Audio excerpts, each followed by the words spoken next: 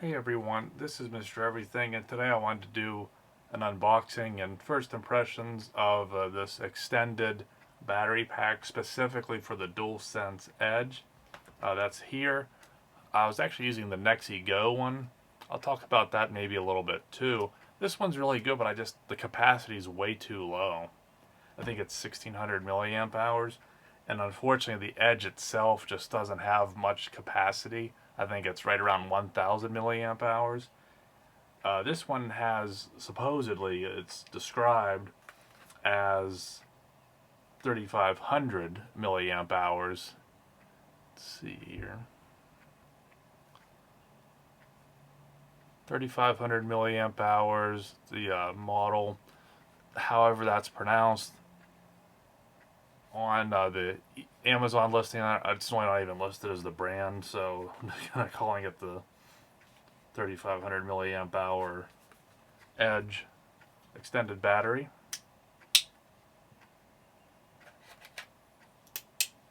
It has a lot of hit or miss reviews, so I'm curious to see.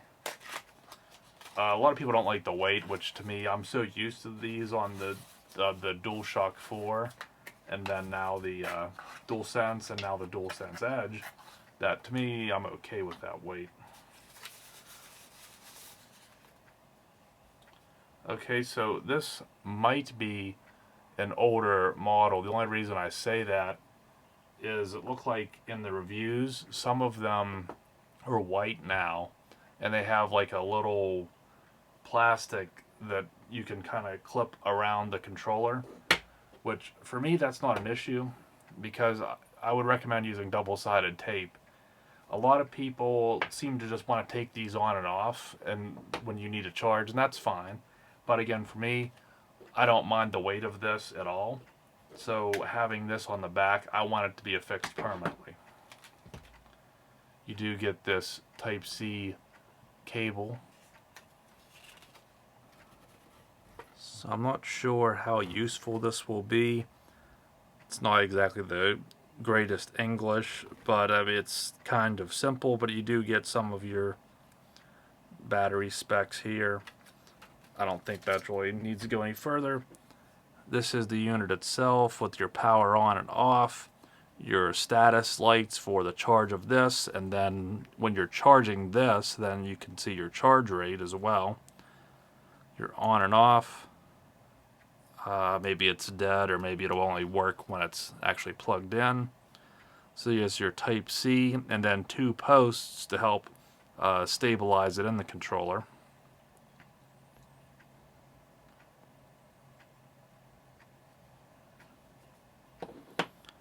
And this is the Nexi Go, which I actually like this one. I used the older model on the DualSense for the standard version, and it was a little bit longer and thinner. It worked perfectly, and I don't know if it held more or not, but I didn't really have much of an issue with it. But this one, I think again it's 1600 milliamp hour. It just isn't long enough charge for this. I only get like one full charge out of it. Now again, I double-sided taped it, as you can see. And this one, some people had issues with it, and it's just because they made, with the redesign, they made it to where it could fit either the Edge or the standard. But this here is really sticky, and that's what held this on just fine, even though this one seems to be a little bit better designed with these pins. Okay, then, so it's as simple as putting it on like you would charge it, and there you go. I like the design of this one, but it does stick out a little bit more than I would like. And then this one is just a different shape altogether than this one. I don't really, I mean, my fingers kind of might, not here, but like, you know, I can rub it there, but it's not in the way. It's just you might feel it, which you'll get used to. And in the heat of the battle, you know, you're not going to notice that. So it seems like mine isn't charged, so I'll probably cut the video, which again, for first impressions, I'm not even going to know how well it works anyway, as long as I didn't get a dud out of the box. So this does hit before even these extended triggers. So that's kind of annoying, but the way I have my controller seated, I have like a little bit of a channel and then a stand it's on to where it won't wobble because this will sit in that and it'll probably still make contact here. But if you're just setting on a table, there is that. And it seems like it's on here pretty good. Like it's not going to fall off on its own. But again, get a little bit of clear mounting tape. Might be a little thick or it'll kick it out some. But that would help if you want it to be affixed on there permanently. And it turns out it indeed was just fully dead, because you can see now that I got some power hooked up to it, we're at 1 bar, so it was completely empty. Charging it up, it does look like it has pass-through, because I think this means the controller is charging.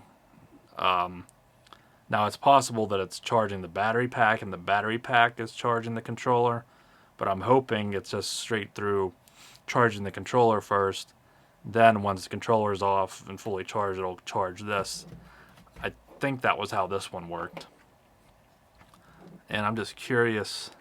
The lights aren't super bright compared to how this one, which shows up a little different because it's under the plastic on this one, and this one's just holes cut out. Either way, I mean, it's not really a big deal. And I'll hang on to this too, because again, I've seen some issues. People said these would fail. This one, the original Nexigo, I used, I think, for over 2 years, maybe 3. I've been using this one for about a year now, and I've never had issues with either of them. I don't know if that has enough for me to play around with how the buttons work. I guess not yet. It might have been getting pass-through charging. It's okay though. I don't have an issue with the weight. And the larger capacity, 3,500 milliamp hours, that should get me 3 full charges of this. That was what I didn't like with this. Gaming session, 2 gaming sessions, controller needs charge. You can charge it up once, and then after that this thing's really low and it needs charge. If with this I can do the same and get 3 full charges, if it's actually stated that much capacity as they're saying, I'll be really happy with that. But I'll have to come back and leave an update if there's any issues and it's not as described. However you want to pronounce this brand, this one at least has larger capacity and might be another option, but this one too. Either way, the Edge controllers, if you don't have a charging station or don't want to have a wire hooked up to it all the time, I would recommend either of these. So thanks for watching, and you'll see me in the next one. Have a good one.